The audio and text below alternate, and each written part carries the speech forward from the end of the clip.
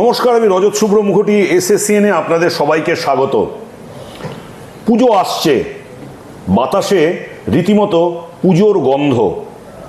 কিন্তু এর পাশাপাশি আরও একটা জিনিস এবার বাংলার যে বিরাট সংখ্যক ক্রীড়ামোদী মানুষ এবং যারা খেলাধুলো ভালোবাসেন তাদের জন্য অত্যন্ত একটা সুখবর।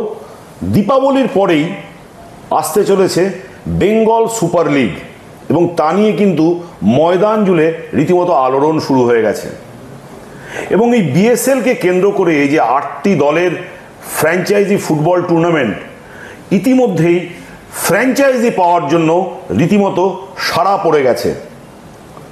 একাধিক সংস্থা তারা চাইছেন বিএসএলে পার্টিসিপেট করতে এবং ইতিমধ্যেই প্রথম যেই সংস্থাটি ইতিমধ্যেই তাদের একটি টিম কিনে নিয়েছে, তার যে কর্ণধার অভিজিৎ রায় আমার সঙ্গে আছেন।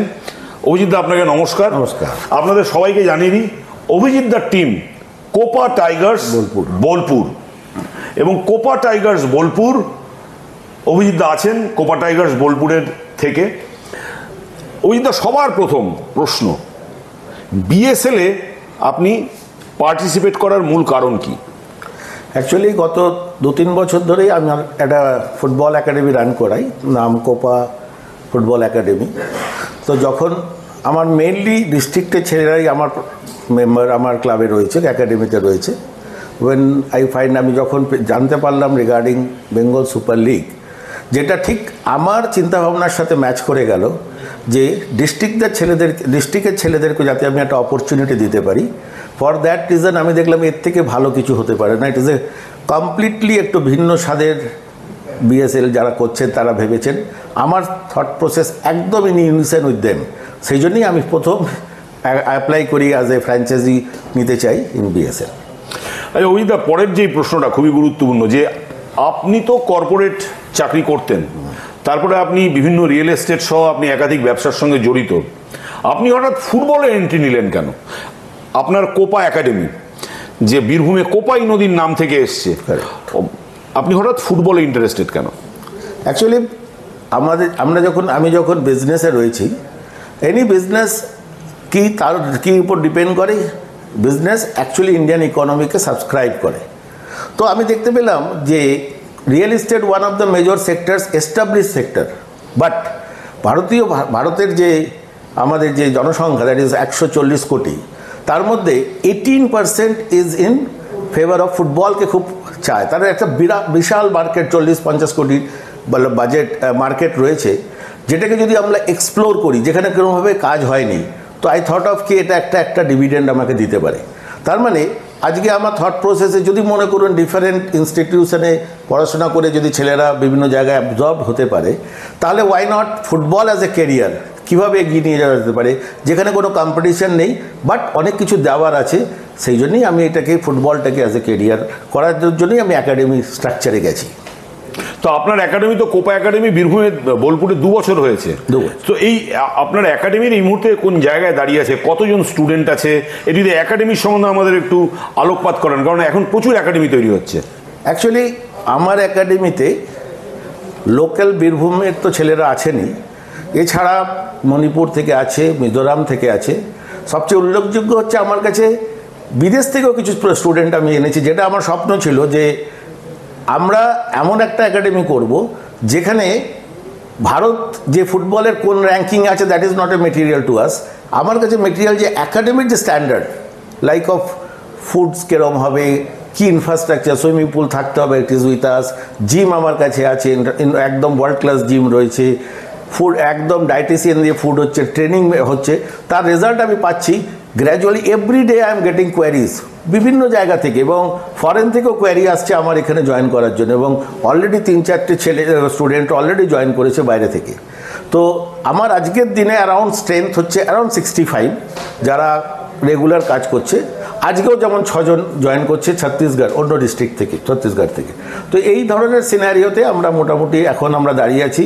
আমার এখানে অলরেডি আমার নিজস্ব 3 জন কোচ আছেন, আমার ফিজিও আছে, ডক্টরস আছে, এভরিথিং, মানে অল ইনফ্রাস্ট্রাকচার যা থাকার, আমাদের টিম বাসও আছে, যেটা জেনারেলি একাডেমি। একটা জিনিস যে আপনার যে মডেলটা, এই মডেলটা কি শুধুমাত্র সেখানে ফুটবলই তারা খেলবে না, তাদের পড়াশোনার ব্যবস্থাও থাকছে? একদম কারেক্ট, খুব ভালো কোশ্চেন করেছেন। এখানে ফুটবলের সাথে সাথে পড়াশোনার ব্যবস্থাই আছে, কারণ আমাদের বিলিভ সিস্টেম হচ্ছে যদি এডুকেশন না থাকে সেই জায়গায় আমরা হয়তো যেতে পারবো না। সেই জন্য আমরা পড়াশোনাটাকেও সাইমেলটেনিয়াসলি, কারণ আন্ডার 14 ছেলে রয়েছে আমার কাছে, আন্ডার 12 ছেলে আছে, আন্ডার 18 আছে, তো ন্যাচারালি পড়াশোনাটা সাইমেলটেনিয়াসলি চলছে। পড়াশোনা কি আপনার ক্যাম্পাসের মধ্যেই, বোর্ডিং স্কুল?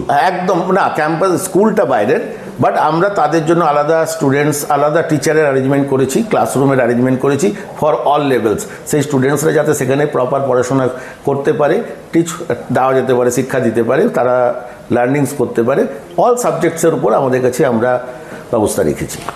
অভিদা, এরপরে যে প্রশ্নটা খুব ঘুরে ফিরে বারবার আসে যে ভারতের যে ফুটবলে অবস্থান, ভারতীয় ফুটবলের যে সামগ্রিক একটা উত্থানের জন্য যে যতক্ষণ না আমরা ইউরোপীয় ফুটবলের সঙ্গে কোনো গাঁটছড়া বাঁধি ততক্ষণ না আমাদের মনে হয় যে আমরা সেই জায়গাটায়, সেই লক্ষ্যটায় পৌঁছতে পারছি না। এখন ভারতের বহু এরকম একাডেমি আছে যারা ফরেন ইনস্টিটিউশন বা ফরেন ক্লাবের সঙ্গে গাঁটছড়া বাঁধছে বা মৌ স্বাক্ষর করছে। আপনি কি কোনো এই ধরনের পরিকল্পনা করেছেন বা ইতিমধ্যেই কি আপনাদের কারুর সঙ্গে এরকম জয়েন্ট ভেঞ্চার বা ইত্যাদি কিছু হয়েছে?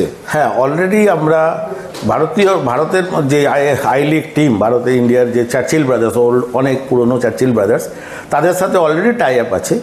এছাড়াও স্পেনের লাস পালমাস যে টিমটা আছে, লা লিগা যারা খেলে, তাদের সাথেও অলরেডি এই 2025-26 আমাদের মৌ সাইন হয়ে গেছে। 25-26 থেকে সেটা ইমপ্লিমেন্ট হবে এবং there will be a to and fro, ওরাও আসবে আমাদের এখানে, আমাদের এক্সচেঞ্জ হবে, আর অলরেডি এটা বিন ফাইনালাইজড। তার মানে আপনার যে মডেলটা, মানে দর্শকরা বুঝতেই পারছেন যে কোপা একাডেমিতে যারা পড়াশোনা করছে, কোপা একাডেমিতে যারা খেলছে, তারা যদি ভালো পারফর্ম করতে পারে তাহলে তাদের অ্যাবজর্ব করার সম্ভাবনা আছে চার্চিল ব্রাদার্সে। বা আপনি এই ধরনেরই ফুটবলটাকে প্রফেশন হিসেবে একটা এক শ্রেণীর ছেলেদের সামনে তুলে ধরতে চাইছেন? কারেক্ট। এছাড়াও একটা জিনিস যেটা আমরা ভাবি না, যে আমার এখানে সাপোজ 10টা ছেলে এলো, ইটস নট নেসেসারি 10 জনই সাকসেসফুল হবে ফুটবলে। হোয়াট নেক্সট, তার নেক্সট ক্যারিয়ার কী হবে? তো অ্যাকর্ডিংলি আমরা কিছু টাই আপ করেছি কিছু বিদেশি সংস্থার সাথেও বা আমাদের নিজস্ব সংস্থার সাথেও, যাতে কিনা আমরা যারা ফুটবল, সাপোজ কারো ভগবান না করুক কারো ইনজুরি হলো, সে ফুটবল থেকে বেরিয়ে যেতে হলো, so that I can give them the employment opportunity in different field. আমার নিজস্ব অর্গানাইজেশন আছে, ইন অ্যাডিশন টু দ্যাট আরও অর্গানাইজেশনের সাথে আমার টাই আপ আছে, যাতে কিনা তার ব্রেড উইনিংয়ে, তার রোজগারের কোনো অ্যারেঞ্জমেন্ট আমরা করতে পারি, যেটা একটা খুব ইম্পর্ট্যান্ট অ্যাসপেক্ট, যেটা যে কোনো একাডেমি বা যে কোনো ইয়েতে এটা আমরা মিস করে যাই, আমরা এটাকে ডিলিট করে যাই, উপেক্ষা করে যাই। যে ছেলেটি যদি এলো, 10টি ছেলে এলো, ওয়েল অ্যান্ড গুড, একজন ভালো হলো, দুজন ভালো হলো, 6 জন ভালো হলো, হোয়াট অ্যাবাউট অ্যানাদার 4? তাদের কেরিয়ার কী হতে পারে ইন ফিউচার, তাদের চিন্তাভাবনাটাও আমরা কিন্তু করে রেখেছি ব্যাকএন্ডে। আচ্ছা, এবার আমি একটা জিনিস আসছি যে আপনার কোপা, এটা কি আপনি আর শুধুমাত্র বীরভূমেই রাখছেন নাকি একাডেমিক আরও উইংস বাড়াচ্ছেন, আরও অন্যান্য জায়গায় নিয়ে যাওয়ার চেষ্টা করছেন? না, এটা আমাদের যেটা ভাবনা আছে এখনই, এরপরেই আমাদের জলপাইগুড়িতে আমার একটা নিজস্ব আমাদের স্টেডিয়াম আসছে কোপা, আমরা ওখানে একটা স্পোর্টস সিটি তৈরি করছি, যেখানে নিজস্ব ওয়ার্ল্ড ক্লাস লেভেলের স্টেডিয়াম আমরা বানাচ্ছি, নাম দিয়েছি কোপা স্পোর্টস সিটি। এরপরের ওখানেই আমরা করব। দেন আমাদের ইচ্ছে আছে উড়িষ্যাতে যাওয়ার, আর নর্থ ইস্টে যেমন মিজোরামে অলরেডি আমাদের ফাইনালাইজ হয়েছে, ওখানেও আমরা একাডেমি নিয়ে আসছি। তার মানে শুধুমাত্র যেটা আপনার বীরভূমের বোলপুর থেকে তৈরি হলো, সেটা এখন আপনারা যাচ্ছেন জলপাইগুড়িতে, আপনাদের একটা স্পোর্টস সিটি বানাচ্ছেন, আপনারা মিজোরামে যাচ্ছেন একাডেমি, এবং আপনারা উড়িষ্যায় যাচ্ছেন। মানে সামগ্রিকভাবে একজন বাঙালির দৃষ্টি পয়েন্ট থেকে বাংলার ফুটবলের উন্নতিতে বিগ মেজর স্টেপস আপনি প্ল্যান করছেন। এবার আসি একটু বিএসএল প্রসঙ্গে। বিএসএল আপনাকে কতটা এক্সাইটেড করছে? বিএসএল এক্সাইটেড, খালি এক্সাইটেড বলবো না, যেদিন থেকে বিএসএল এর কনসেপ্ট আমি পেয়েছি সেদিন থেকে মনে হচ্ছে যেন এটা আমারই কোনো মস্তিষ্ক প্রসূত ফল। সুতরাং বিএসএলকে আমি আলাদাভাবে ভাবছি না, এটা আমার ইন্টারমিঙ্গল হয়ে গেছে আমার সাথে। সুতরাং BSL and Copa sports academy আমার ক্ষেত্রে এখন সিনোনিমাস, এবং বিএসএল আগামী দিনে কী দিতে পারে, হোয়াট ইট ক্যান ডেলিভার, আমরা জাস্ট সময়ের অপেক্ষা। I am hopeful, not hopeful, I am very confident যে আগামী দিনে BSL is going to be one of the game changer in Bengal football as well as Indian football. কেন বলছেন এটা? কারণ আমার কাছে প্রথম হচ্ছে সোশ্যালাইজেশন, মানে আমার ফুটবলটা পপুলার, আমার এখানে যে ক্রিমগুলো, যে ট্যালেন্টসগুলো আছে, সেই ট্যালেন্টগুলোকে নার্চার করা হচ্ছিল না। এত ট্যালেন্ট পড়ে আছে, কিন্তু তাদেরকে নার্চার না করার রেজাল্ট হিসাবে কী হচ্ছে, তারা অকালে শেষ হয়ে যাচ্ছে। But if given the chance, আমার এখানে ব্রেন, যেমন আমরা শুনে থাকি এডুকেশনে ব্রেন ড্রেন, মানে ভালো স্টুডেন্টরা অন্য জায়গায় চলে যায় because the option is not available with us. তো এখানে এই BSL can give N a better option for the talented footballers, যারা আগামী দিনে তাদের, যেমন আইপিএল শুরু হওয়ার আগে আমরা কি ভেবেছিলাম আইপিএল এই ধরনের পপুলারিটি পাবে? But I am hopeful, but rather I should say I am confident কি BSL is going to be one of the major game changer in Indian football as well as Bengal football. আপনার team নিজের team নিলেন, এবার আপনার team সম্বন্ধে ভাবনা চিন্তা কি, কিরকম টিম বানাবেন?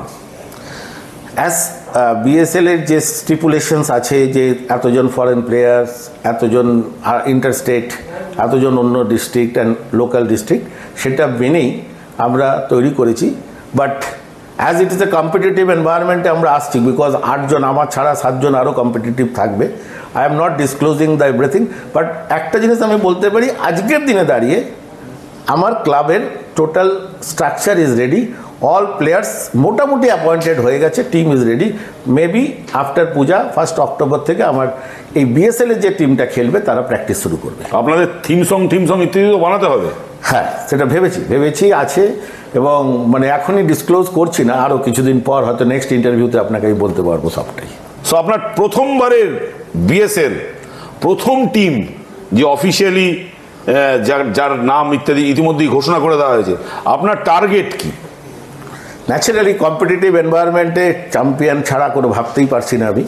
নাম্বার 1 হওয়াই আমার, চ্যাম্পিয়ন হওয়াই আমার একমাত্র গোল, আদারওয়াইজ কোনো গোল নেই আমার এখানে। Thank you very much.